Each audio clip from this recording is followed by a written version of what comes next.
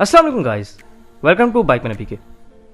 सो guys, आज हमारी reasons के ऊपर एक और सीरीज़ चल रही है और आज एक और वीडियो है इसके ऊपर। और आज की जो वीडियो है वो है बेसिकली होंडा CB125F के ऊपर। यामाहा YBR के बाद होंडा CB125F सबसे बड़ा कंपेटिटर बना था यामाहा YBR का। शुरू में तो होंडा CG125 था, लेकिन उसके बाद जब इन्होंने होंडा CB125F को लॉन्च किया तो वो बेसिकली कंपेटिटर बना था यामाहा YBR और YBR G का। अब आज हम बात करेंगे कि आपको जो होंडा CB125F है वो क्यों ख़रीदना चाहिए, उसको ख़रीदने की बेसिकली क्या रीज़न्स हैं, उसको ख़रीदने के आपको बेसिकली क्या क्या बेनिफिट्स मिल सकते हैं। तो आज हम उन्हीं रीज़न्स के बारे में बात करेंगे। तो बिना वेस्ट किए वीडियो को स्टार्ट कर लेते हैं। सो गाइस, सबसे पहले रीज़न होंडा CB125F को बाय करने की वो है इसका पावरफुल इंजन। अब आपको पता ही होगा कि होंडा डीलक्स को डिसकंटिन्यू करने के बाद होंडा CB125F को लॉन्च किया गया था। होंडा डीलक्स को जब डिसकंटिन्यू किया गया तो उसके बाद जो होंडा डीलक्स का इंजन था वही सेम इंजन निकालकर होंडा CB125F के अंदर लगा दिया गया। होंडा डीलक्स जिसने चलाया हो उसको पता होगा कि होंडा डीलक्स जो है वो पावरफुल बाइक था। तो जब उसका इंजन लग गया होंडा CB125F के अंदर तो सिंपलर सी बात है कि होंडा CB125F भी उस तरह पावरफुल बन गया। तो होंडा CB125F जो पावर जनरेट करता है वो ऑलमोस्ट 11 हॉर्स पावर आप कह सकते हैं। अगर हम इसकी एक्यूरेट पावर की बात करें तो एक्यूरेट मुझे नहीं पता, 10.5 हॉर्स पावर से 11 हॉर्स पावर के दरमियान इसकी एक्यूरेट पावर होगी जो कि ये प्रोड्यूस करता है।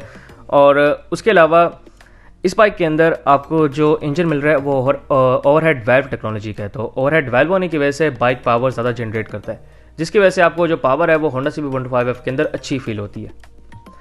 तो एक तो रीज़न ये थी इस बाइक को बाइक करने की। दूसरा है इसका एलिगेंट डिज़ाइन। अब 2015 में जब यामाहा लॉन्च हुआ था तो 2015, 16, 17 अब 3 साल होंडा को भी काफ़ी ज़्यादा फेस करना पड़ा, काफ़ी ज़्यादा शिकायत आई होंडा को भी, क्योंकि होंडा के पास जो बाइक्स थे उनमें डिज़ाइन इस तरह का बिल्कुल भी नहीं था। अब होंडा को यामाहा के लिए एक कंपेटिटर लाना था, तो फिर होंडा ने होंडा डीलक्स को डिसकंटिन्यू करके होंडा CB125F को लॉन्च कर दिया पाकिस्तान में। होंडा CB125F का जो डिज़ाइन बनाया गया है वो बहुत अट्रैक्टिव डिज़ाइन बनाया गया और उसके अलावा इसकी आप लुक्स को अगर गौर से देखें तो कुछ रिजेंबलेंस ये होंडा डीलक्स से भी देता है, ख़ास तौर पे बैक से। अगर आप इसके बैकलाइट को गौर से देखें तो आपको ऐसा लगता है कि होंडा डीलक्स की बैकलाइट बिल्कुल सेम टू सेम ऐसा ही लगता है कि होंडा डीलक्स खड़ा है बैक साइड से। और फ्रंट से भी कुछ होंडा डीलक्स को कॉपी किया गया है। उसके अलावा इसके अंदर आपको शॉक्स जो हैं वो बहुत अच्छे लगा दिए गए थे, फ्रंट पे भी बैक पे भी। उसके अलावा इसकी ब्रेकिंग को इम्प्रूव किया गया और भी डिज़ाइन के हवाले से इन्होंने काफ़ी ज़्यादा चेंजिंग की थी ताकि इनका बाइक ज़्यादा अट्रैक्टिव लगे। इसके बाद अगर हम थर्ड रीज़न की बात करें तो इसको बाइक करने की जो तीसरी रीज़न है वो है इसकी लो मेंटेनेंस कॉस्ट। अब क्योंकि जो इंजन है वो होंडा डीलक्स वाला ही है तो मैकेनिक्स को पता है कि इस बाइक का काम किस तरह करना है। उसके अलावा होंडा डीलक्स की जो कॉस्ट आती थी आपको सेम टू सेम इंजन की कॉस्ट उतनी ही आएगी होंडा CB125F के अंदर। तो इतना आपको ज़्यादा परेशान होने की ज़रूरत नहीं है। इसकी जो मेंटेनेंस कॉस्ट है वो लो है। आपको जितनी मेंटेनेंस कॉस्ट होंडा डीलक्स के ऊपर भरनी पड़ती थी उतनी ही आपको होंडा CB125F के ऊपर भरनी पड़ेगी। और अगर आप इसको कंपेयर करें होंडा CG125 से तो आपको ज़्यादा फ़र्क नहीं मिलेगा, सिर्फ 150-200 का ही फ़र्क शायद मिले। उसके अलावा अगर हम इसके इंजन पार्ट्स की बात करें तो पार्ट्स बहरहाल इसके थोड़े से महंगे हैं, लेकिन आपको जो मेंटेनेंस कॉस्ट मिलती है इसकी, मेंटेनेंस से मेरा मुराद ये है कि ट्यूनिंग, ऑयल चेंज जो कि आप नॉर्मली करवाते हैं हर 1000 किलोमीटर के बाद, वो आपको लो कॉस्ट पड़ती है उसकी। जब आप पार्ट्स चेंज करवाने जाते हैं तो पार्ट्स चेंज करवाने में आपको ज़रा कॉस्ट भारी अदा करनी पड़ती है। उसके अलावा अगर हम इसकी फोर्थ रीज़न की बात करें इस बाइक को बाय करने की तो वो है इसके अवेलेबिलिटी ऑफ मैकेनिक्स। होंडा के मैकेनिक्स जो हैं वो आपको हर जगह पे मिल जाएंगे। इवन अगर आप किसी गांव वाले एरिया में चले जाएं या फिर आप किसी डेवलप्ड एरिया में चले जाएं लाइक इस्लामाबाद, या फिर अगर आप थोड़े से निचले तबके की बात करें तो आप जलालपुर, पीर वाला या ऐसे बहुत सारे एरियाज़ हैं, अगर आप वहाँ चले जाएँ तो जैसे गाँव वाले इलाके हैं वहाँ पर भी आपको मैकेनिक्स मिल जाते हैं और डेवलप्ड एरिया में तो वैसे ही होते हैं मैकेनिक्स। तो आपको मैकेनिक्स का ज़्यादा इशू नहीं होने वाला है इसके अंदर। मैकेनिक्स इसके आपको अवेलेबल मिलेंगे। उसके अलावा जो मैकेनिक्स हैं वो न्यू नहीं है, एक्सपीरियंस्ड मैकेनिक्स हैं। एक्सपीरियंस इस तरीके से कि जो इंजन है वो बेसिकली है तो होंडा डीलक्स का, तो होंडा डीलक्स काफ़ी टाइम से चल रहा था पाकिस्तान के अंदर, जिसकी वजह से मैकेनिक्स को पता था कि उन्होंने काम किस तरह करना है। तो जब होंडा CB125F आया तो उसका इंजन क्योंकि सेम था, इसी वजह से मैकेनिक्स को ज़्यादा मुश्किल नहीं हुई इसकी ट्यूनिंग या इसकी जो भी मेंटेनेंस है वो करने में। तो इसी वजह से इसकी जो मेंटेनेंस है वो एक तो एक्सपीरियंस्ड होती है और उसके अलावा इसके जो मैकेनिक्स हैं वो अवेलेबल आपको मिल जाते हैं। इसके बाद इसकी जो फिफ्थ रीज़न है इसको बाय करने की, वो है इसके अंदर अवेलेबिलिटी ऑफ फीचर्स। अगर हम फीचर्स की बात करें तो फीचर्स में आपको इस बाइक के अंदर सेल्फ स्टार्ट दे दिया गया था।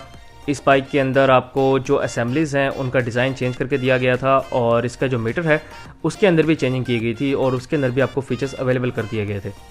जबकि अगर आप इसकी निस्बत होंडा डीलक्स की बात करें तो होंडा डीलक्स के अंदर इस तरह के कोई भी फीचर्स नहीं थे, ख़ासतौर पर सेल्फ स्टार्ट नहीं था उसके अंदर। अब सेल्फ स्टार्ट की नीड बेसिकली इस वजह से पड़ी क्योंकि यामाहा ने जब अपना YBR लॉन्च किया था तो उस वक्त इन्होंने सेल्फ स्टार्ट लॉन्च किया था साथ ही। तो जाहिर सी बात है टाइम के साथ साथ लोग आदी हो जाते हैं एक चीज़ के, तो सेल्फ स्टार्ट के भी लोग एक तरह से आदी हो गए थे। तो होंडा ने फिर अपने बाइक के अंदर सेल्फ स्टार्ट की अवेलेबिलिटी कर दी।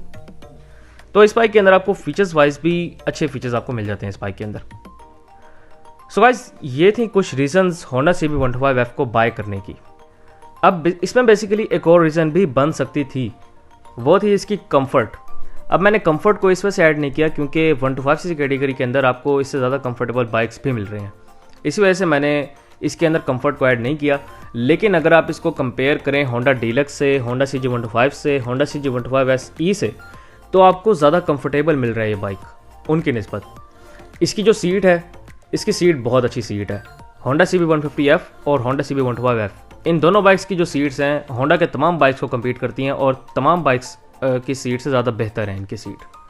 और उसके अलावा इसके अंदर जो आपको शॉक्स मिल रहे हैं वो बहुत अच्छे और बड़े शॉक्स मिल रहे हैं होंडा CB125F के अंदर, जिसकी वजह से जब आप किसी भी बम से गुजरते हैं, किसी भी खड्डे से गुजरते हैं, तो आपको ज़्यादा फील नहीं होता इस बाइक के अंदर।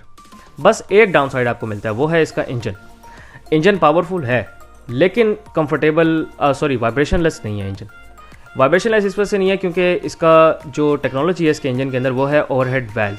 ओवरहेड कैमशाफ्ट टेक्नोलॉजी अगर होती तो फिर भी थोड़ा सा कंफर्टेबल होता, लेकिन ओवरहेड वाल्व क्योंकि वाइब्रेशन ज़्यादा प्रोड्यूस करता है इस वजह से आपको वाइब्रेशन इसके अंदर ज़्यादा फील होती हैं। और ओवरहेड वाल्व है और साथ में इसके अंदर बैलेंसर शाफ्ट नहीं है, तो इसी वजह से आपको vibration top of the line पे मिलती हैं।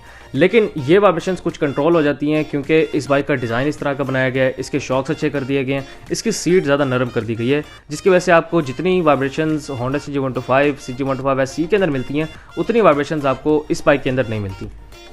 बहरहाल ये थी कुछ रीज़न इस बाइक को बाय करने की। और अब मैं आपको इसकी प्राइस भी बता देता हूँ।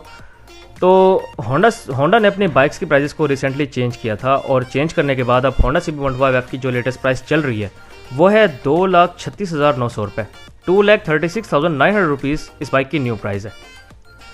सो गाइस, ये थी मेरी आज की वीडियो। उम्मीद आपको वीडियो पसंद आई होगी। अगर आपको वीडियो पसंद आई हो तो मेरी वीडियो को लाइक करें, इस वीडियो को शेयर करें और बाइक मैंने चैनल को लाइक सब्सक्राइब करें और मुझे कमेंट्स में बताएं कि मैंने कोई चीज़ मिस तो नहीं की, और अगर मिस कर दिया है तो मुझे कमेंट्स में लाजमी रिप्लाई दें। Thank you very much. अल्लाह हाफिज़।